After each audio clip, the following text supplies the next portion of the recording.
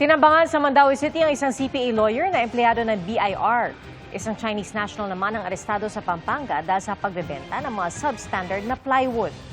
Ang mga krimen sa probinsya, tinutukan ni Luan Rondina ng GMA Regional TV.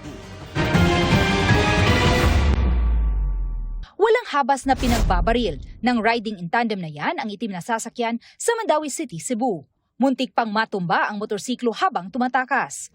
Ayon sa pulisya, lulan ng tinambangang sasakyan ang 54 na taong gulang na lalaking CPA lawyer at examiner sa BIR na noon ay papunta sana sa trabaho. Walay threat nga na-receive ang family but we do not know na mismo sa ato ang victim.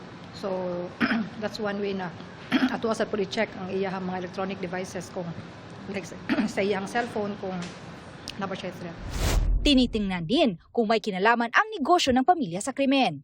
Bumuo na ng Special Investigation Task Group para sa mabigyang linaw ang krimen.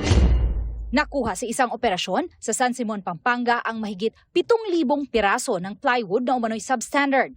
Ayon sa mga otoridad, walang clearance mula sa DTI Bureau of Philippine Standards ang mga plywood na nagkakahalaga ng mahigit sa 6 na milyong piso. Inaresto ang isang Chinese national na inabutang nagbibenta ng plywood at iba pang construction materials.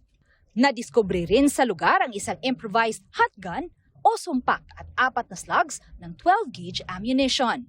Para sa GMA Integrated News, Luan Mirondina, nakatutok 24 oras.